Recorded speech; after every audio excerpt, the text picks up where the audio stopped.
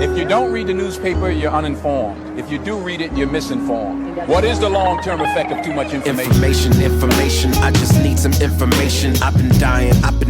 Is it lack of education? I've been reading without any transformation. I'm addicted. Is it overstimulation? Hey. Welcome to the Sixth Sense Report. Hear ye, come one, come all. You are listening to the Sixth Sense Report with Joel Nikoloff and Darnell Samuels. Bro, we're gonna try to continue the conversation we had with Dr. Julie Ponesse. Just like we promised. Yeah, just like we promised. Just for the audience, if this is the first time that they're hearing us talk to her, go back, check out episode 133, as well as 134, where we did a quick debrief of that initial conversation. So hopefully, we can jump right back into it and see where the conversation takes us. Yes. Okay, so the last episode we did, what was that? 134, Joel? 133. The debrief? The debrief was 134. Yeah. 134. Okay, yeah. So 134 in the debrief. After I listened to the episode, after we recorded it, two things popped up. In the start, you said, "When do we know when we are succeeding morally?" And then at the end of the episode, you mentioned morality does not require perfection.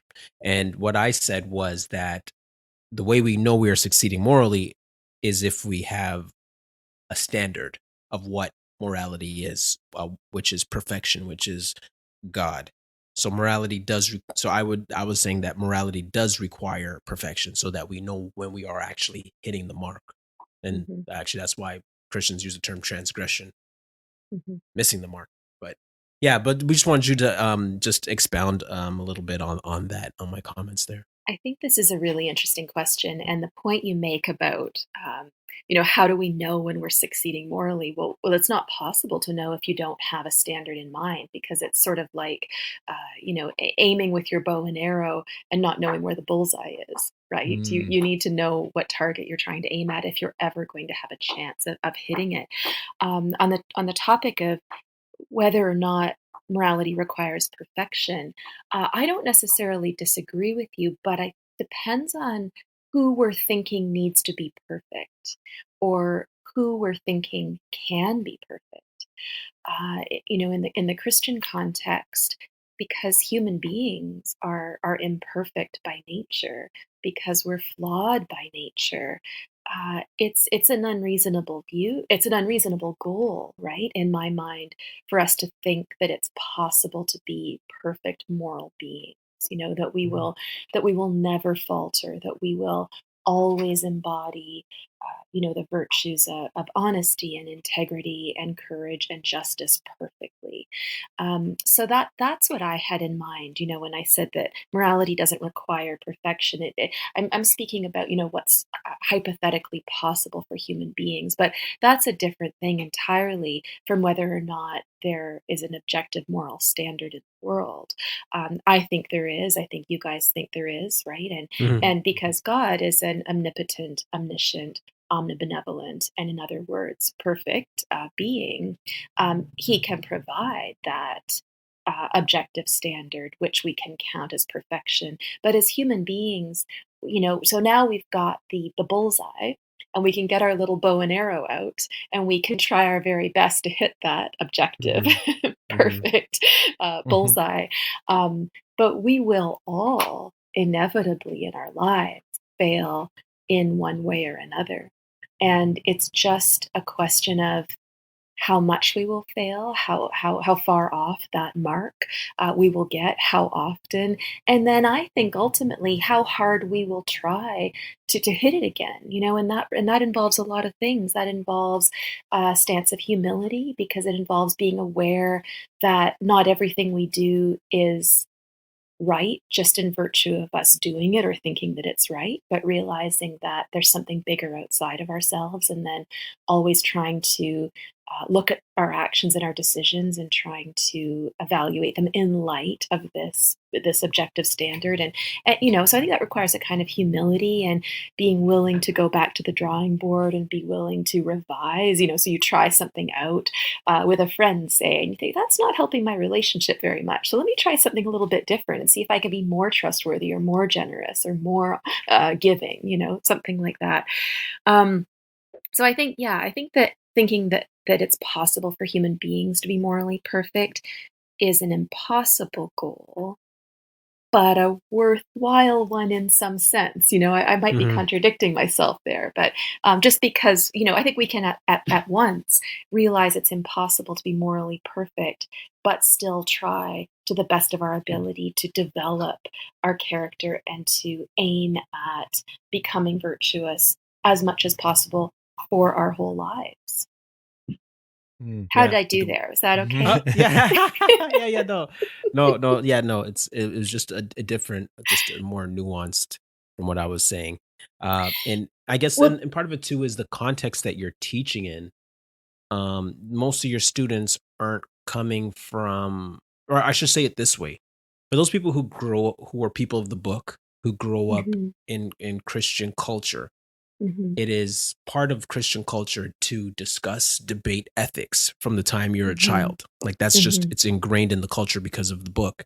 Mhm. But then you have people who don't come from a Christian background, and the conversation about ethics is not nuanced. Mm. And so now they come to you, the professional, right? the professional on ethics, and now you're having these deep conversations at age 18, 19, 20, right? And so I guess, like, for you, like, what are some of the gaps that you see as a professor, teaching ethics to kids who don't come from a Christian background? Oh my goodness. Well, just the challenge of teaching ethics at all, in some sense, there's something a bit disingenuous or ironic or even impossible about it, because I think, teaching that there is an impression we give now, or an impression that somehow floats in society, that when you are a teacher of something, you are an ultimate authority on that thing. And my view is sort of the opposite, or turns that on its head a little bit, which is that if you are a professor, really all it means, or what it ultimately means, is that you've decided to spend many of the waking hours of your life being a student of these questions, right? And so it doesn't mean that your answers are any more perfect than anyone else's, but it probably means that in virtue of having thought about them quite a bit, and researched what other people have had to say about them and tried to work some things out, maybe there's a sense in which you are more skilled than others in the context of ethics at sort of understanding all of the issues at play, or understanding why some answers are less good than other ones, something like that. But I really think this is such a good question you pose, and such an important one now, because I think one of our big problem, maybe the biggest problem that's stifling debate right now, is the idea that we have experts. And the word expert carries with it this idea of perfection. So when we say something like, well, Dr. Tam says, whatever, the vaccinated can't transmit the virus, she's an expert. Experts have perfect knowledge, therefore they can't be questioned. And in some sense, all of that follows, right? So if you start from the idea that someone is an expert, and that means that their knowledge is perfect and infallible and can't be questioned, then I guess in some sense, whatever they say, it's either not worth questioning or thinking about yourself. It's sort of a fool's errand, as we say, right?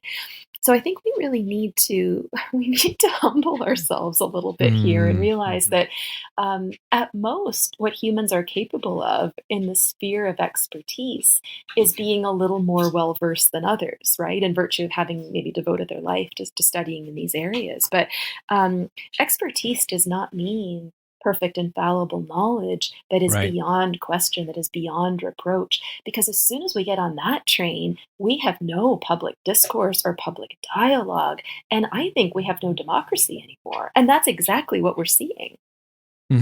Yeah, it's funny you say that, because I think I've been using the word hubris to describe hubris, kind of arrogance, or to describe our political class, or from the beginning of this, right? There's just this abundance of that perspective, and the other piece that sort of ties somewhat in there is this, the logical fallacy of appeal to authority, and I just it's it's weird with respect to the subject matter expert concept, right? We just go, well, they're the authority. I don't want to do any thinking, so I'm just going to trust that they're perfect, which is sort of funny in regards to what we were talking about previously about perfect standards, but none of us actually being able to achieve it.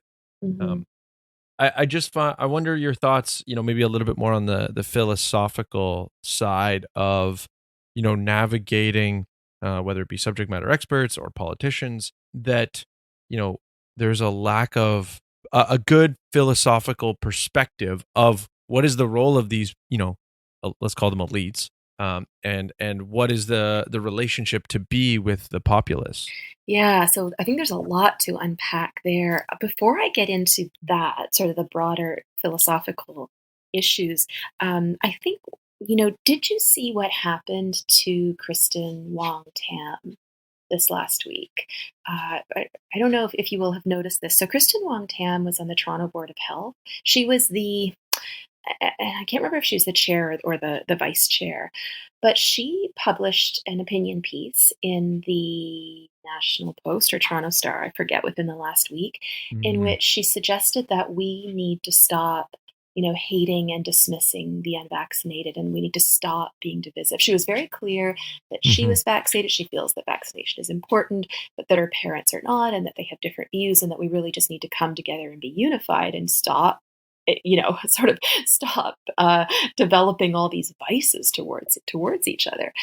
Well, I saw that article and I thought, well, good for her. Thank goodness. Finally, someone is opening what's not important here is what her particular view on vaccination is. I thought it was a very mature position where she came forward and said, we need to be able to function together democratically. And, vaccination is it's an immunological issue, and we need to stop letting it seep into who we are as people and how we treat others, right?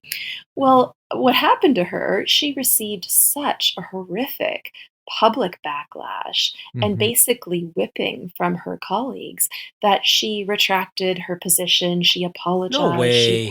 She posted, I can't remember if it's on the Toronto Board of Health website. There's an official apology and retraction from her, and she has agreed not to continue her position anymore. Well, so this is how we treat people. And the CP24 headline is Wong Tam apologizes for sharing misleading vaccine information in column. Yeah, so you know what she said? She quoted Kieran Moore, who said a while ago that we need to look more closely at natural immunity. Wow. So, and what's, so it's not even her who's saying that. She's referencing the top doctor in Ontario, supposedly, right, for having said this. And I think she also made a remark in that article about how we are seeing transmission among the vaccinated, which, my goodness, you have to have your head in the sand not to. I mean, Fauci and Gates and the head of the CDC and the chief medical officer in the UK, they have all said that the vaccines do not prevent transmission. So, I mean, either Canadians are just, I don't know, just plain old ignorant, or there's an attempt to sort of, strong arm her and silence her. It's really, really atrocious. Where was I going with all of this? I mean, you get so caught up in how horrific. So this is what we do. We take someone who is trying to advocate for things we, prior to 2020, would have considered to be deep civic virtues. Tolerance of others, discourse in society, opening up debate, things like that. And now we villainize her. I've had the same thing done to me. I know what this is like. I mean, so now we not only say she's unintelligent and misinformed, but that she's culpable of insidiously misinforming, other people that she's tasked with protecting. I mean, it's just horrific. But that wasn't your question. No, and I mean, I think, it's a good pretext to my question, which was about, the idea, like we've ignored this logical fallacy of appeal to authority. Yeah. We have no sort of philosophical perspective as a society of what is the role of these elites or political leaders slash, I mean, now we've elevated, unelected bureaucrats to sort of this same level of elite status. And so, yeah, I was just wondering from a philosophical perspective, if you can speak to maybe how we used to look at these, how over time Yeah. we've developed a perspective towards these people. Arguments, you mentioned that arguments from authority are typically thought to be fallacies, which they are, but it's a complicated situation, Mhm, right? mhm, Because when we say that appeal to authority is a fallacy, we mean that you should not only appeal to authority in reaching your conclusions, right? mhm, Like you mhm, should not simply defer to the authority of someone else. And that's what we're seeing happening now, right? So I think the treatment of Wong Tam, what that is supposed to say to the public is that you should do no thinking yourself. You have no right to depart from the party line, and you should defer all of your thinking to what expert? I'm not sure, because I mean, she quoted Kieran Moore and got in trouble for that. So I guess it's not him. Was she supposed to quote, the chief medical officer of Canada and not Ontario? Was she supposed to quote Tam? Was she supposed to, I mean, I'm not sure what the ultimate authority. It's almost like the ultimate authority now is some kind of party line that is bigger than any particular individual. It's almost mhm, like there's just this implicit assumption that there's a narrative that's free floating in society that is ultimately governing, that is the ultimate authority. And that allows it to be the case that, when Fauci says, oh, the vaccines aren't working quite as well as we thought they were, or the director of the CDC says they can't stop transmission, or Kieran Moore says we need to look more closely at natural immunity, none of that matters because this ultimate authority doesn't rest with any one particular individual. It rests somehow with a sum that is larger than the parts, right? So I mhm, think this question about what authority is it we're supposed to trust, I have no idea. It seems to be a moving target, right? mhm, So just to kind of deepen the discussion of this idea that an argument from authority is a fallacy, well, appealing to authority is not always bad, right? I mean, if you think about how the doctor-patient relationship is supposed to work, well, and we often call that a fiduciary relationship. It's a relationship of trust between two people. And the reason why trust is so important there is because when you go to your doctor, you do so because you have some problem you can't fix yourself. Right? You need some information you can't get for yourself. You need some treatment or some advice that you can't procure for yourself. So you're going to this person and trusting him or her that the information that you get is good or is as good as possible, right?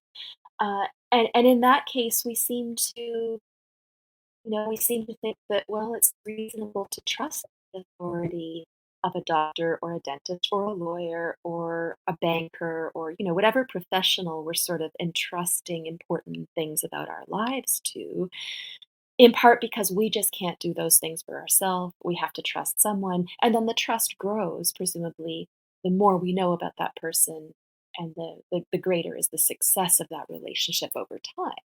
So if mhm, you're if you go to a doctor that you've never met before at a walk-in clinic and he or she says, I think you need to take this experimental drug and you've never heard of it, you know nothing about it, you're going to be a lot more, or you should be a lot more skeptical than if your doctor of 20 years who has delivered all your children and seen you through some terrible things recommends something, right?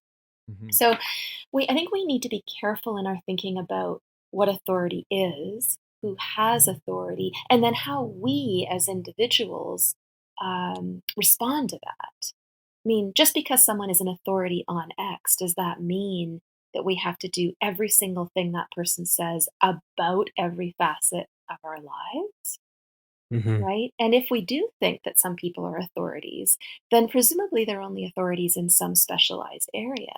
So, one thing I think is really worrisome now is that we have people like Dr. Tam telling us, right, that we need lockdowns, we need vaccines in order to prevent severe illness, in order to reduce transmission or something like that, which doesn't even seem to be true. But, they're focusing on epidemiological aspects of these treatments. But they aren't, as far as I know, experts in the psychological tools of lockdowns, for example. Mhm. So they're enforcing policies on the basis of expertise in some one area, policies that undoubtedly will have great effects, grave effects in other areas without having expertise in those areas, right? So there's kind of, I think we need to be very careful when we take advice from experts to be sure what advice we're taking, why, and then draw a boundary when they cease to be operating within the confines of that expertise. Hmm. Yeah. Oftentimes, well, we're always reliant on subject matter experts, SMEs, Mm. and Mm.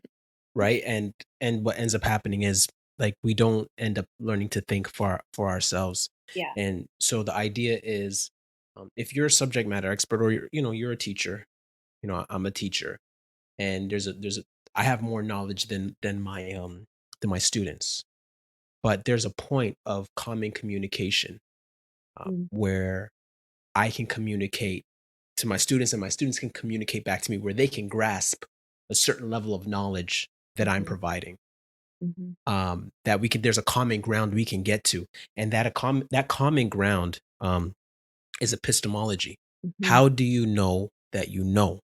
The science Mhm. of knowing, Well, and there's and the it, question. the science of knowing. How do you know that you know? And it comes back to objective morality, and objective morality comes back to one concept of truth. And everything like like when it comes to like presuppositional thinking, the core of why you believe what you believe comes back to, does truth exist? Yes or no? Right? And truth is the moral virtue, but you have to believe that it exists. So for Yeah, example, and even once I mean, you can grant that truth exists and that there's an objectively right answer to a question without mhm, having any idea how to get to that answer. yeah, Mm. yes, and see, Different. this is why we gotta teach, we gotta give them the tools, not tell them what to think, but how to think. So the laws of logic, right? Right? There's a I can give you a really simple example that I okay, often good, good, good, use in good. class, right? So something like, to take a classroom, got the doors closed, all the students are sitting in a lecture hall and they're looking at me, and I'll ask them, "How many of you believe there's a person outside in the hall?" And they can't see outside in the hall, right? So how many of you believe Mhm, there's a person outside in the hall? And they'll either say, "Well, I don't know," or maybe just to play along, they'll guess or something, right? But they all understand that without having the sensory experience or being told by a reliable source, we can't know there's a person out in the hall. We would have to go and look. We would have to ask someone, something like that.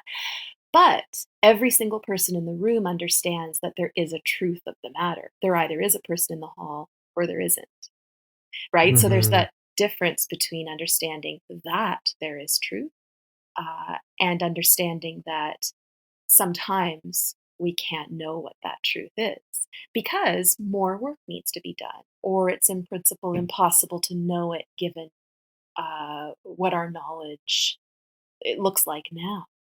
Right? A and really that's simple example. yeah, and so all I was just saying was just like the pursuit of truth is morally virtuous, right? Hmm. So it's morally virtuous because it requires courage, right? Hmm. Humility, Hmm. Hmm. hard work, patience, which most people Hmm. don't have, Hmm. right? Like nobody, and I'm sure Joel would agree. Most people, when you get into these conversations, and especially if you're equipped and when you know your stuff, and you get into a conversation with someone who doesn't know, we all been there, whether we're talking about cars or whatever the case may be. Hmm. And the person who is at the disadvantage because they don't know as much, what do? Well, they don't stick around. They're not going to be courageous enough to stick around in that conversation, right? Or patient enough to hear the end, right? They Hmm. get very defensive, and then they want to leave, exit the conversation in a slick way with red herrings or straw men or whatever the case may be. But the people who are prepared, and we know we've been there. So the point I'm making is just to make sure that we, as educators and then even just conversation at the coffee table with friends, also just helping people to think through how do you know that you know, and giving them the tools. So for example, the law of excluded middle, right? Mhm. Usually there is no gray area. Usually you can find um, a yes or a no. The law of identity, everything has an identity. Law of non-contradiction, two contradictory statements can't be true. Like these simple epistemology principles will help you know that you know, right? Yeah, it's interesting you bring those up because those are, logical principles that sort of help to enforce binary thinking, right? And that's Mhm, really important in some contexts because sometimes there's just a very clear black and white truth of the matter, and mhm, sometimes even ideally it's kind of easy to get to that point. But I also think, kind of ironically, conversely, we are not comfortable with the opposite these days, right? We're not very, I have a very good friend who often likes to say things like, we like black and white thinking, we're very uncomfortable with the gray in between. mhm, And that, I think that's true. And I think grayness is wonderful, not because there isn't a, not because there isn't objective truth somewhere floating in the murkiness of the gray, mhm, but because we're not always going to know what the answer is. mhm, But if we shy away from the discomfort of wading into that gray territory, we're going to close off the possibility of understanding an awful lot about the world. So I guess I've been thinking about this a lot lately, which I think you guys have too, but which is that I think we need to be more comfortable with chaos, more comfortable with unanswered questions, not be afraid to ask a question just because we don't already have the answer in mind, right? I mean, now I think we mhm, we we enter into conversations or we listen to people not so we can understand them, but just so that we can wait to reply and give them what our view is, which is clearly, mhm. obviously, the result of, well, not even careful thinking. It's coming from somewhere, but it's a very strong considered view. But that doesn't allow for very good dialogue and discussion and exploration, right? We need to, I think, sometimes be willing to pose questions that we don't know the answer to because maybe the other person has a better chance of answering it than we do, and we might actually learn something. Or we don't even need to have that lofty ideal. I think there can be that. I mean, I've had a lot of very valuable conversations in which I just, and the other person, we just pose questions that we find interesting, that we think are worth talking about, that we might learn something from. But we're very clear that we're not going to get to an answer in the next 2 hours before our coffee's done. Mhm, mhm, mhm, mhm, But I think the point you make about thinking for yourself is tremendously hard work, mhm. Yeah. and it requires a lot of focus, something we don't have any of these days, because when in our lives are we, when do we have a room of our own away from the madding crowd where our phone isn't beeping, or the TV isn't on, or the laptop isn't open doing all kinds of things to our our senses, right? It requires, yeah, thinking for yourself requires space and a lot of hard Time, work, time and time. research and memory. Yeah, time, memory. Yep. And so I think we just outsource now. Mhm. We think that'll be a lot easier. We Google stuff. That's a kind of outsourcing, right? So we think, well, Google will tell me. It'll tell me what the weather is going to be. It'll tell me what's on TV tonight. It'll tell me whether I should get a vaccine or not. It'll tell me. I don't have to worry about it, right? And we outsource to the so-called experts, which we've talked about a lot. Um, we outsource to. It's funny, I was in London yesterday, and I was speaking with someone, and she said London is often used as the test. Or did she say it's never used as the test place for marketers or something? Because nobody in London follows ads. It's all word of mouth. And I thought that was so interesting, right? But Mm, Mhm. in the explanation that went on, she said, yeah, people who live in London, and this is probably true of other places as well, but all they care about in making their decisions is what people they know have told them, what their Mm. friends will approve of. And so, Interesting. right, we do this now, I think. We outsource all of the decisions in our lives, whether it's to our cell phone or to our laptop or to the government or to our friends, anybody or anything, so we can avoid having to do the hard work ourselves. And one of the great things about that is that if you get an answer, from one of those sources and you act on that answer and it doesn't turn out so great, it's not your fault, right? Tam told me to do it. Google told me to do it. My friends told me to do it. So there's less responsibility, right?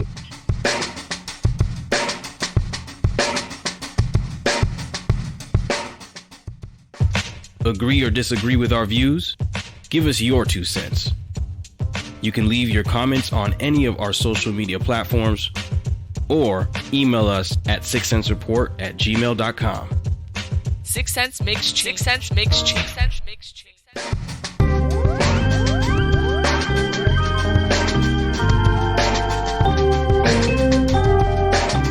I've been curious, sort of in light of our conversation, how much does what you're saying relate to the way we do modern education? So there's a number of quotes from John Taylor Gatto, who career educator, who then looks back on modern education and writes a number of books being very critical. The one quote that comes to my mind from Weapons of Mass Instruction was, here's what he had said. Yeah, what shocks us is that we should so eagerly have adopted one of the worst aspects of Prussian culture, an education system that deliberately designed to produce mediocre intellects, to hamstring the inner life, to deny students appreciable leadership skills, and to ensure docile and incomplete citizens, all in order to render the populace manageable. So the quote's a little bit, boisterous, but I would say, I don't think it could have been said any better. That's about what I see when I get them when they're 18 at university. Yes. So. Okay. So I think the, let's say, less language version of that is, I've heard it said, we have an education system that is designed to create good factory employees or good soldiers. And, much of our conversation is, well, what have we just talked about? Oh, defer to this person, defer to this authority, defer, and not thinking through autonomous, individuals who are trying to make the best decisions for themselves by evaluating, or go back to the employment center. We're not educating people to be entrepreneurs. We're educating them to be employees. And so, since it sounds like you somewhat agree, I wonder if you can, speak to how much do you see that contributing to the culture? And then even, what do we do to change that? Totally. Yeah, all I see in students at university, or in the past, I'm not teaching there anymore, but all I see in them is apathy, deference, compliance, and a great concern for social acceptance. And these are virtues that someone doesn't wake up one day thinking they want to incorporate into their life, right? I mean, these are things that you have to be trained from a very, very young age to believe are good. It's interesting. I don't know if you saw the video of the Western engineering student on November 11th who was arrested. Yeah, you saw that. He keeps doing it too. Well, good for him. I think that's great. And it's always interesting when there are these outliers, these anomalous, people who, and you wonder, well, where did they come from? What was their upbringing like? What did he read when he was 8 years old? Things like that. But anyway, what was interesting about that is on one of the Twitter feeds where that video was posted, I remember seeing a comment from a Western student who said, if he doesn't know how to follow rules, he doesn't belong at university. And it's funny because my thinking, in some sense, is that we want the people at university who are good at questioning rules, and we want then to further teach them how to do that. I mean, I'm not suggesting that we should be training people to be complete anarchists or but a healthy questioning of authority and creative thinking. Creativity requires thinking differently from people around you. You can't be creative and be completely compliant. It's by definitionally impossible. How did this happen, though? It's so interesting. I was reading some Walt Whitman actually over the last week for a certain project, and I mean, Walt Whitman is sort of he's an American. He's talking about what was going wrong, in America in in sort of the 19th century, and how to support a flourishing democracy. But he had a lot to say about how poetry and literature can help build hope and shape the natural character in ways that wouldn't seem obvious to those sort of caught up in the business of living life and making, getting good grades in school and getting a job and things like that. And his view then was that many of us have, and this was over 100 years ago, right? But that many of us have lost literature and our arts more generally as a key facet of life. So it wasn't really at all surprising to him that they were facing a kind of democratic deterioration as well. And he wrote, I think he wrote, this might be a direct quotation. It's very close anyway. He wrote something like, literature has become the only general means of morally influencing the world. And I remember him talking about how, long after the governments and laws and social structures of some of our most successful, arguably, cultures like ancient Greece and Rome, long after those civilizations had vanished or crumbled, what remains? Well, their literature, their art, their philosophy, their ideals. And this ties back, I think, to what we were talking earlier about the experts. And one of the problems with thinking that, what's the acronym you used for SMEs, subject matter experts. Subject matter expert, right? So the problem with SME, I'm not sure we should have SMEs, but maybe, I don't know. Neither do I. I don't think we should. Yeah. I mean, what we've lost, I think, in putting too much value on subject matter experts, we've lost the idea of a polymath, right? Someone who is quite well educated, and I don't mean that in a formal sense, but someone who's really well read and has a good understanding of literature and art and maybe economics and psychology and history and understands how these things fit with the other ones, right? So that you understand, when you make medical policy, what will the economic outcomes be? How will this affect people psychologically a year from now, 20 years from now? How will those decisions affect, our democracy? How can we figure that out ahead of time? Well, why don't we look to history let's look to our most successful democratic societies in the past. When did they get things right and why?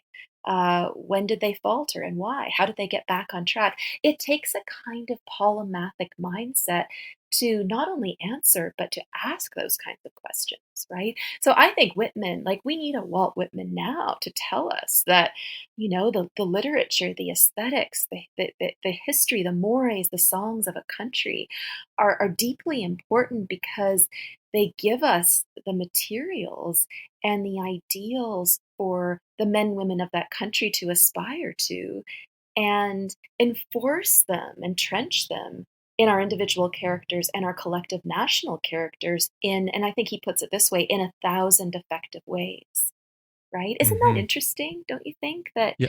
I mean, let me put it in one sentence shortly. We don't read enough anymore. I think that's what he meant. Right? We don't read comprehensively anymore. I wanted to I think I have somewhat of a good summary of what you've said with regards to polymaths, because this is how I've been sort of thinking about it. But then I do want to transition to something we've touched on vaguely a couple times, which is sort of the Star of David comparisons. But the polymath sort of summary, the way that I've seen it is, very much the polymath would be sort of the person who can see a number of forests and aggregating them together. Yeah. Whereas the subject matter experts are sort of so deep in the individual forest at the tree level that they have insightful information, but they really lack the ability sometimes to even ask the really large questions or large scale questions. And if we want to use someone who's a little bit more on our side, we could use Byron Brindle as a good example. He's going to have some very tree level knowledge questions and insights. But then, he might even be able to maybe ask some of the questions a little bit better at his forest level. But I think the polymath example or polymath terminology does give a really good perspective of the need to aggregate all of these different forests together and think about how they intertwine.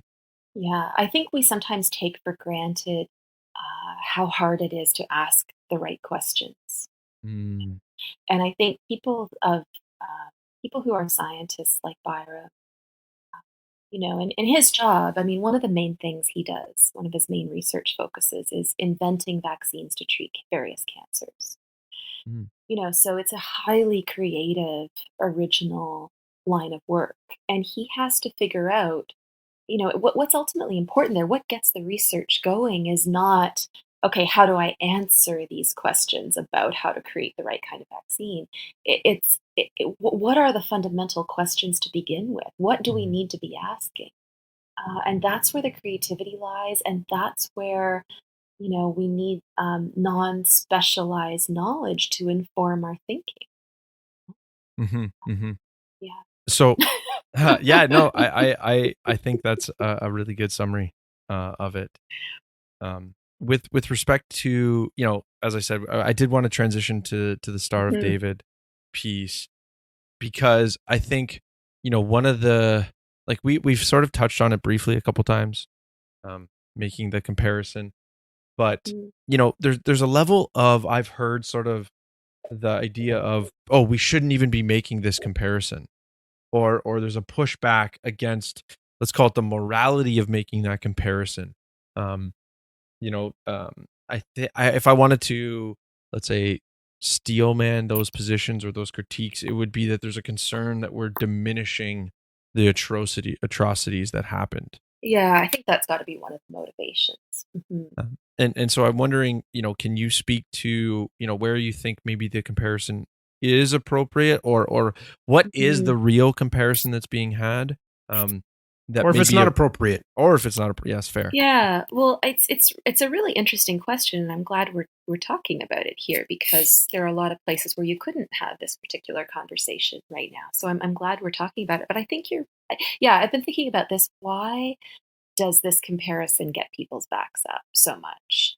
And I think you're probably right that part of it is the Holocaust was a horrendous atrocity. Of course it was. But in order to get to the point where we think it's an inappropriate comparison, we have to believe that we aren't seeing atrocities now. And I don't think that's clearly the case. Right? Mm-hmm. Also, we want to be on the lookout for atrocities before they happen, ideally, and not just be able to appeal to the past once they've happened to figure out where we ought to have stepped differently. Ideally, we want to learn from the past so that we can do better, right? Mm-hmm. I think probably also another thing people will point to make it clear that these cases are different is with respect to choice. So they'll say, well, your race or your ethnicity are not matters of choice, even if maybe your religion is, right? But whether or not you're a Jew is not a matter of choice, right? Mm-hmm. An ethnic Jew, right?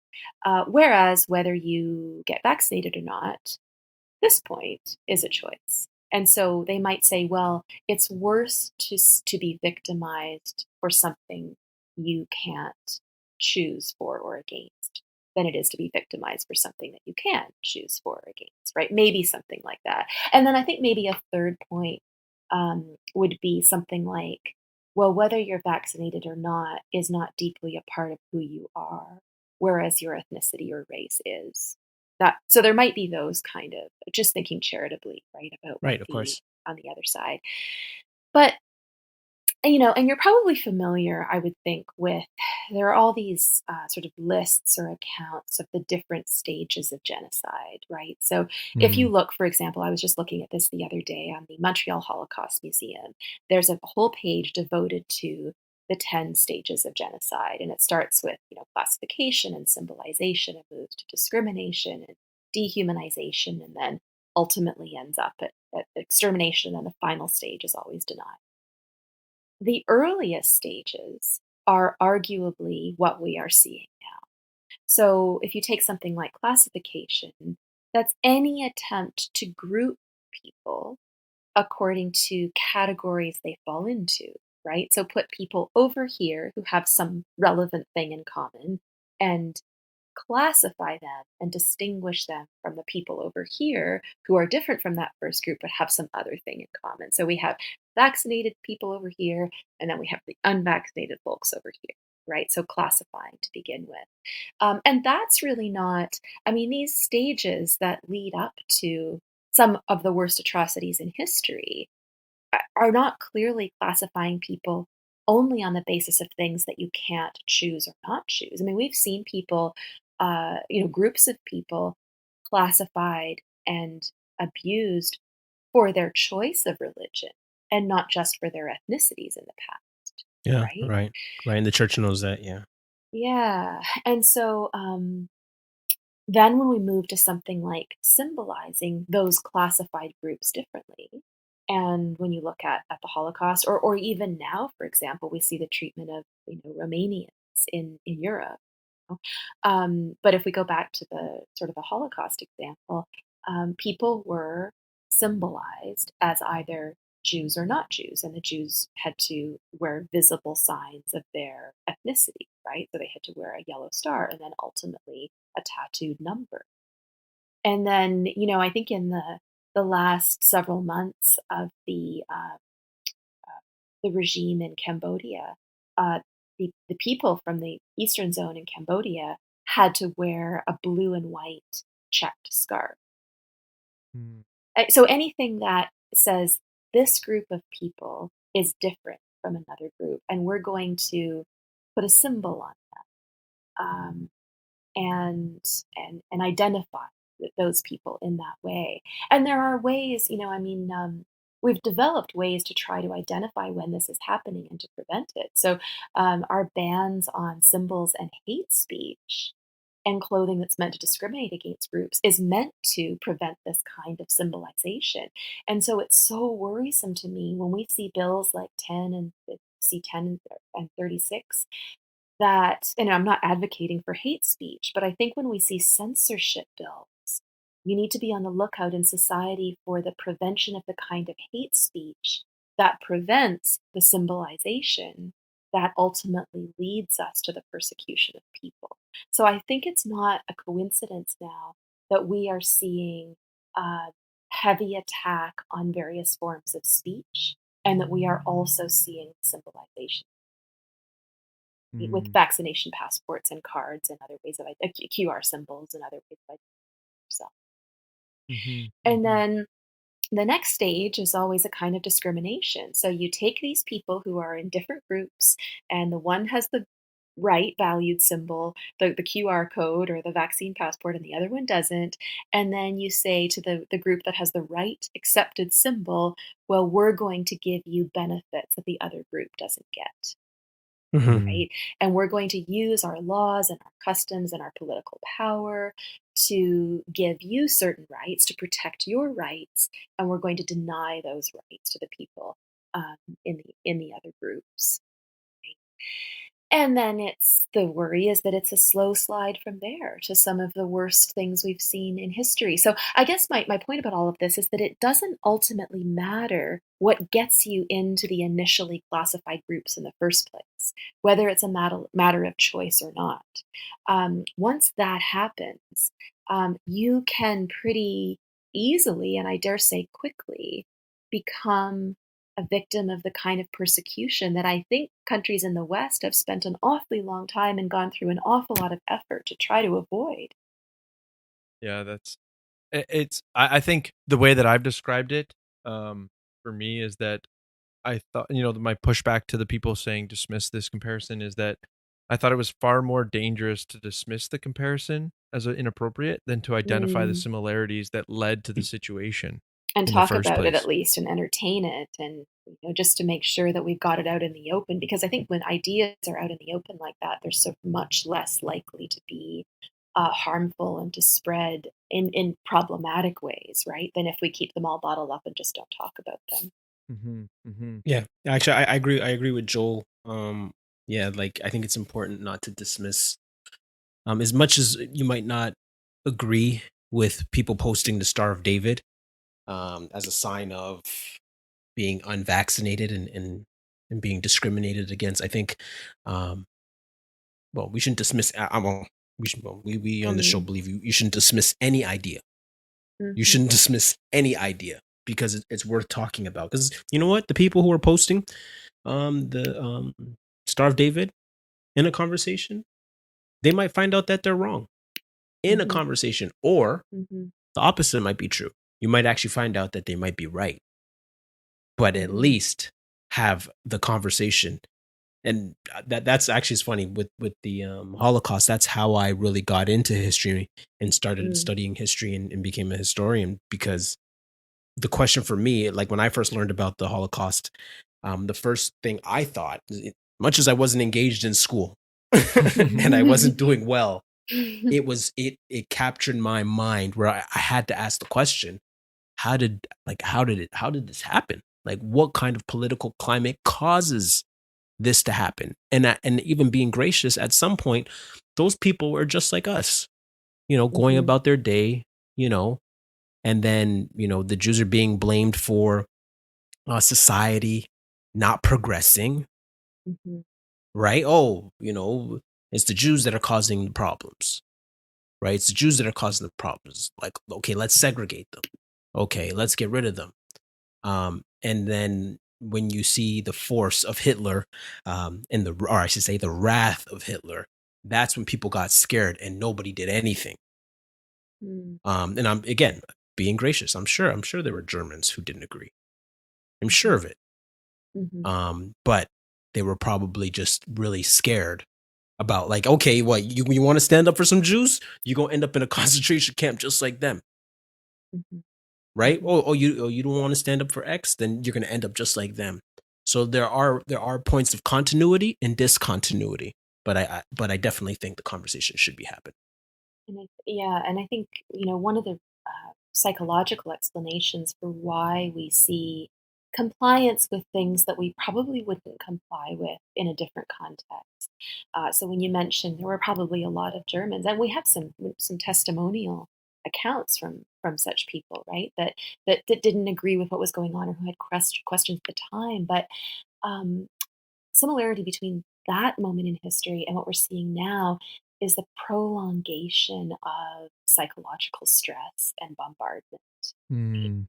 And when Germans were being told that the Jews were the root of all their problems, and they did feel those problems, economic, social. It's human nature to want to blame others rather than ourselves. And it might even be human nature always to have a problem to solve. Right?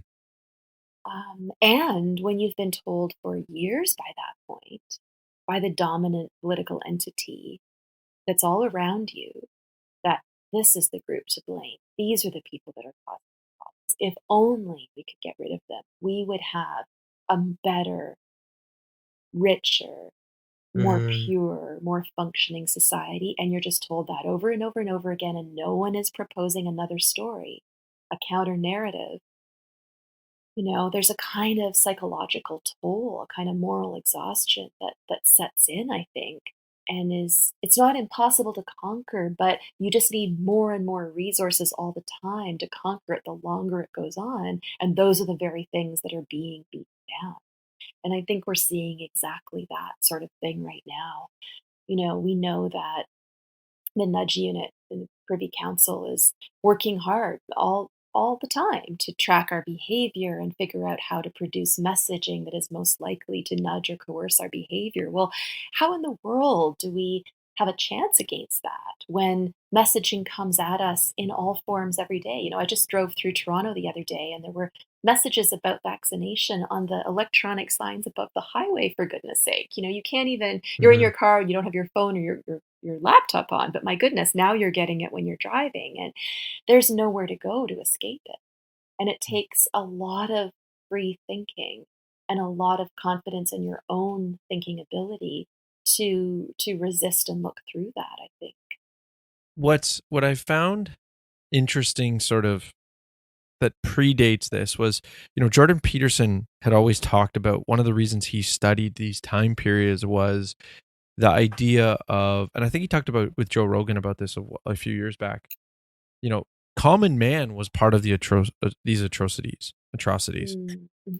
right? Like, what would I have to go through was sort of the way I think he posed the question, that I would be complicit or that I would be part of, the let's say the Germans right? Mm-hmm. And what I was sort of wondering, I was wondering if you could comment on that, and I think Yeah, absolutely. the I do want to also transition maybe a little bit also to why we don't seem to have the same criticism toward the use of the word Nazi as we do with like, so it's two sides of the same issue, but comparing to the Jews, people have a huge problem with, but comparing to the Nazi, it's like, oh, well, that's not diminishing the atrocities, right? And yeah, I know it's a bit of a sidebar, so maybe we end up having to save that topic for a future time, but I think there's to me, there's that those are both two more nuances to this conversation, right? The common man and their role in those atrocities, but also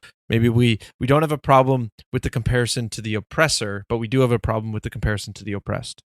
Okay, both really interesting. My guess is we'll have time just to talk about the first one, but on that topic of so Jordan Peterson's question, what would it have taken for me as a common person, or I think of myself as a common person, to perform these atrocities or to be complicit in them or involved in them?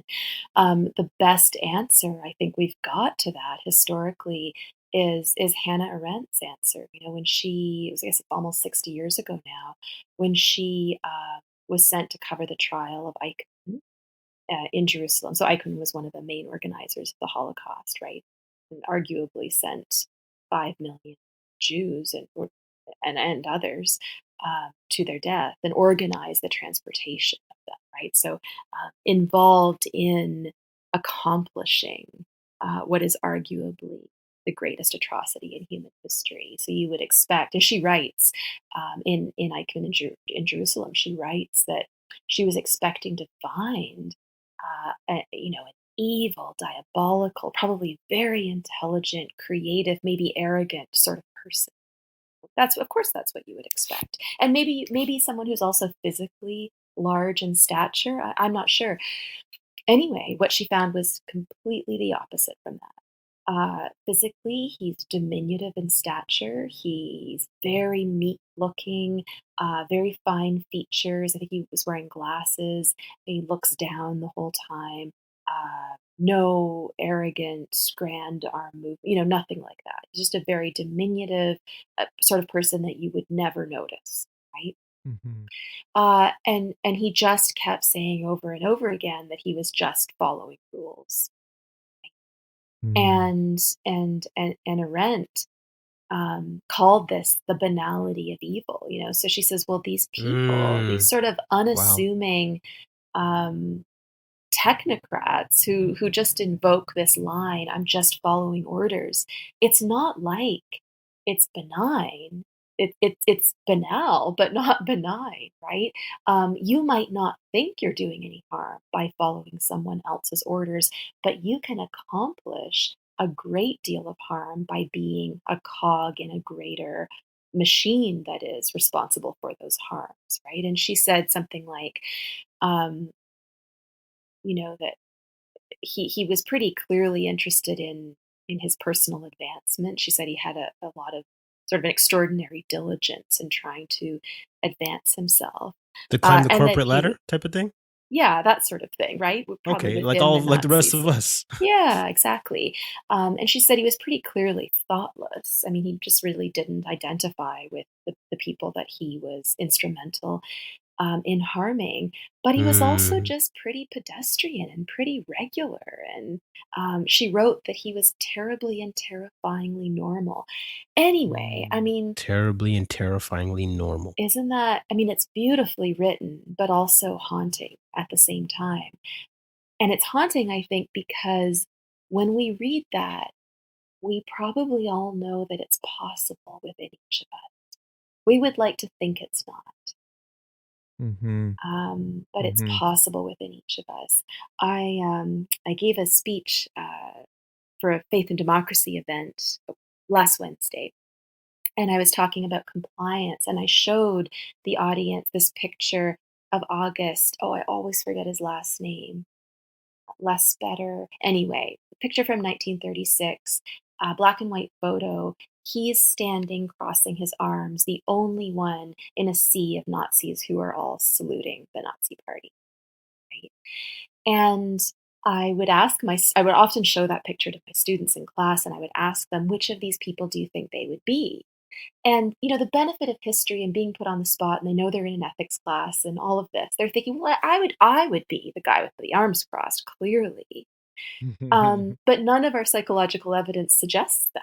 It all Yep. suggests that we will go with the flow, mob mentality.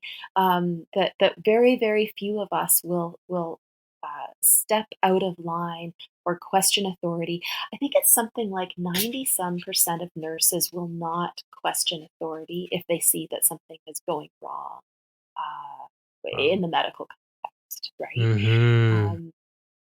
And so all of that together suggests that all of us, almost all of us, in the range of 90% probably, are capable of what I did in the right circumstances. Yep.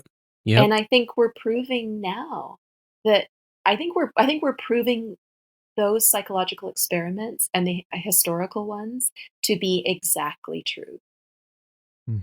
I think 90% of us are on board with doing anything the authority says, and for the sake of earning our place in the tribe and getting along and gaining reputation from other people.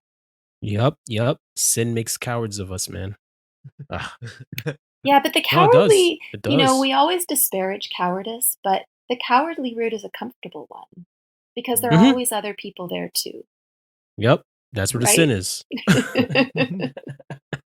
So at least you're in, I'll put good in scare quotes, but at least you're in good company because you're in lots of company, right? Yeah, no. Oh my gosh. Anyway, and we'll have to save the one about the Nazis and the double Oppressor. standard, right? Yeah. We'll save that one for next time. Yeah, that was very insightful. Thank you for sharing that. Of course. Well, that's Arendt's insight, not mine. The Okay. word comfort is I think a very relevant one because for many people to stand up today would be sacrifice the comfort of the decision they've already made that was probably made out of a desire to be returned to comfort. Yep. They have to sort of step out of that comfort in order to stand against and Well, as and if you figure out that you were wrong about that, then what else might you be wrong about? And that's a pretty terrifying. As someone said to me yesterday, we were talking about, why are so many people